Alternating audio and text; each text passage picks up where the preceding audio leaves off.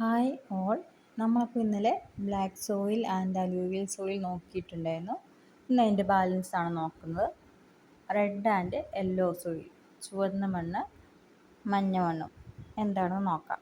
ഡെക്കാൻ പീഠഭൂമിയുടെ കിഴക്കൻ ഭാഗത്തും പടിഞ്ഞാറ് ഭാഗത്തും, ഡെക്കാൻ പീഠഭൂമിയുടെ കിഴക്ക് ഭാഗത്തും പടിഞ്ഞാറ് ഭാഗത്തും മഴ കുറഞ്ഞ പ്രദേശങ്ങളിൽ പരലീകൃത ആഗ്നേയശില അഥവാ ക്രിസ്റ്റലൈസ്ഡ് ഇഗ്നീഷ്യസ് റോക്സിൽ നിന്നും രൂപപ്പെടുന്ന മണ്ണിനമാണ് ചുവന്ന മണ്ണ് എന്ന് പറയപ്പെടുന്നത്. ഡെക്കാൻ പീഠഭൂമിയിലെ കിഴക്ക് ഭാഗത്തും പടിഞ്ഞാറ് ഭാഗത്തും മഴ കുറഞ്ഞ പ്രദേശങ്ങളിൽ പരലീകൃത ആഗ്നേയശില, അത് പൊടിഞ്ഞ് അതിൽ നിന്ന് രൂപപ്പെടുന്ന ഒരു മണ്ണിനമാണ് ചുവന്ന മണ്ണെന്ന് പറയപ്പെടുന്നത്. ഇരുമ്പിൻ്റെ സാന്നിധ്യം മൂലമാണ് ഈ മണ്ണിന് ചുവപ്പ് നിറമുണ്ടാകുന്നത്. ഇരുമ്പിൻ്റെ സാന്നിധ്യം മൂലമാണ് ഈ മണ്ണ് എന്താണ് ചുവപ്പ് കളറായിട്ട് ഇരിക്കുന്നത്. പിന്നെ ഹൈഡ്രേറ്റ് രൂപം ആർജിക്കുമ്പോൾ ഈ മണ്ണ് മഞ്ഞ നിറത്തിൽ കാണപ്പെടും. ഹൈഡ്രേറ്റ് രൂപം ആർജിക്കുമ്പോഴാണ് മഞ്ഞ നിറത്തിൽ ഈ മണ്ണ് കാണപ്പെടുന്നത്. അതുവരെ എന്താണ് ചുവപ്പ് കളറാണ്. അത് ഇരുമ്പിൻ്റെ സാന്നിധ്യം മൂലമാണ് ചുവപ്പ് കളറ് വരാനുള്ള കാരണം. അപ്പം ഇവിടെ ഒരു മാപ്പ് കൊടുത്തിട്ടുണ്ട്. അത് ഇന്ത്യയിലെ സോയിൽസിൻ്റെ ഒരു മാപ്പാണ്. അപ്പം നിങ്ങൾക്കത് കാണാനായിട്ട് സാധിക്കുന്നില്ലെങ്കിൽ ഒന്ന് സൂം ചെയ്ത് നോക്കിയാൽ മതി. അപ്പോൾ ഏതൊക്കെ സോയിൽസ് എവിടെയൊക്കെ, ഇന്ത്യയിലെ ഏതൊക്കെ പാർട്ടിൽ ഏതൊക്കെ സോയിൽസാണ് കൃത്യമായിട്ട് അറിയാനായിട്ട് സാധിക്കും. അതുകൊണ്ടാണ് ഞാൻ ഈ മാപ്പും കൂടെ ഉൾപ്പെടുത്തിയിരിക്കുന്നത്. അപ്പം നമുക്ക് ബാക്കി നോക്കാം. ചെമ്മണ്ണ് കാണപ്പെടുന്ന ഇന്ത്യയിലെ പ്രദേശങ്ങളാണ് ഛോട്ടാ നാഗ്പൂർ പീഠഭൂമി, മാൾവ പീഠഭൂമി, അതേപോലെ കർണാടകയുടെ ഭാഗങ്ങൾ, തമിഴ്നാട്, ഛത്തീസ്ഗഡ്, ആന്ധ്രാപ്രദേശ്, ഒഡീഷ എന്നിവിടങ്ങളിലാണ് ചെമ്മണ്ണ് കാണപ്പെടുന്ന ഇന്ത്യയിലെ പ്രദേശങ്ങൾ. ചെമ്മണ്ണിൽ കൃഷി ചെയ്യുന്ന വിളകൾ ഏതൊക്കെയാണ്?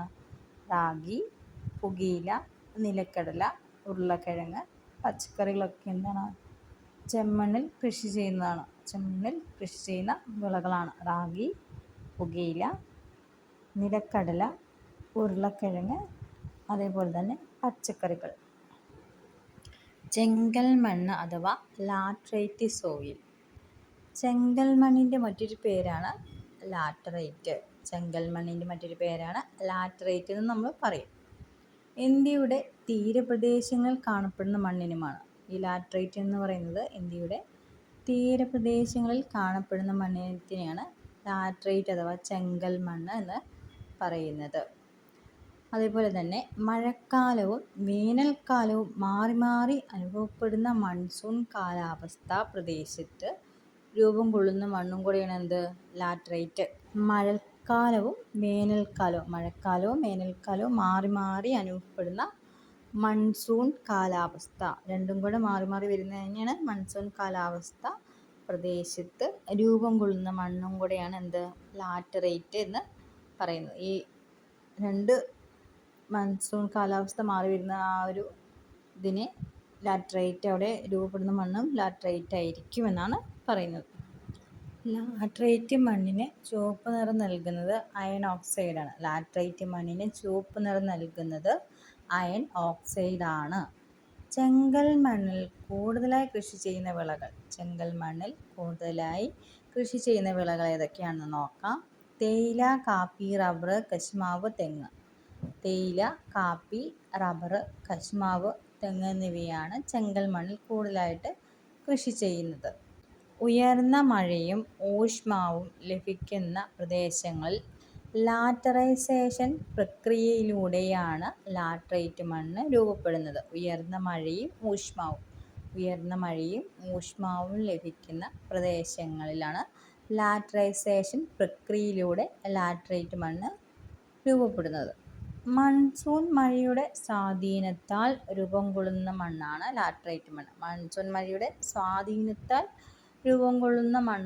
ലാറ്ററൈറ്റ് മണ്ണ് എന്നും കൂടി ഓർത്തു വയ്ക്കുക. ആരിഡ് സോയിൽ അഥവാ വരണ്ട മണ്ണ്. ചുവപ്പ് മുതൽ തവിട്ട് നിറം വരെയുള്ള നിറമാണ് ഈ മണ്ണിന്. ചുവപ്പ് മുതൽ തവിട്ട് നിറം വരെ ഉള്ള മണ്ണിനുമാണ് ആരിഡ് സോയിൽ അഥവാ വരണ്ട മണ്ണെന്ന് പറയുന്നത്. വരണ്ട ഭൂപ്രകൃതിയുള്ള പടിഞ്ഞാറൻ രാജസ്ഥാനിലാണ് ഈ മണ്ണ് കൂടുതലായിട്ട് രൂപപ്പെടുന്നത്. വരണ്ട ഭൂപ്രകൃതിയാണ് ഇവിടെ പടിഞ്ഞാറൻ രാജസ്ഥാൻ. ജൈവാംശവും ജൈവ പദാർത്ഥങ്ങളും ഈ മണ്ണിൽ വളരെ കുറവാണ്. ജൈവാംശവും ജൈവ പദാർത്ഥങ്ങളും ഈ മണ്ണിൽ വളരെ കുറവാണ്. ഇവിടെ രാജസ്ഥാനിലെ പടിഞ്ഞാറൻ രാജസ്ഥാനിൽ ആണ് ജൈവാംശവും ജൈവ പദാർത്ഥങ്ങളും വളരെ കുറവായിരിക്കും ഈ ഒരു വരണ്ട മണ്ണിൽ. പീറ്റ് മണ്ണ് അഥവാ പീറ്റി സോയിൽ എന്താണ് നോക്കാം. ഉയർന്ന മഴയും കൂടുതൽ ഈർപ്പവുമുള്ള സ്ഥലങ്ങളിലാണ് ഈ മണ്ണ് കണ്ടുവരുന്നത്. ഉയർന്ന മഴയും കൂടുതൽ ഈർപ്പവുമുള്ള സ്ഥലങ്ങളിലാണ് ഈ മണ്ണ് കണ്ടുവരുന്നത്.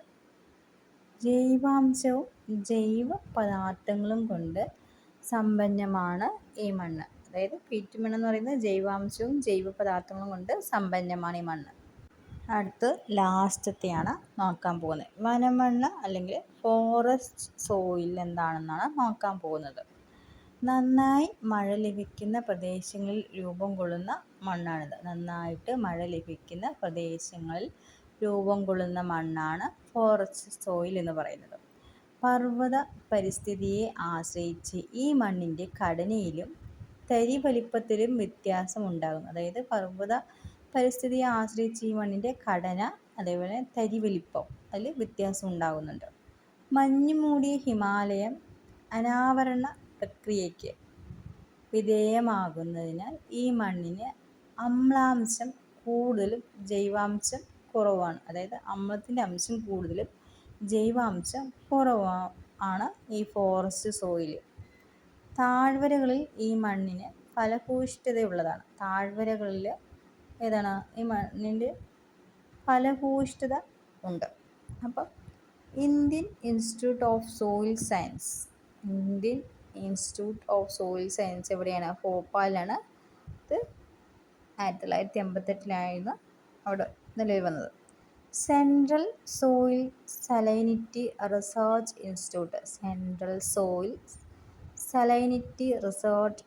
ഇൻസ്റ്റിറ്റ്യൂട്ട് എവിടെയാണ്?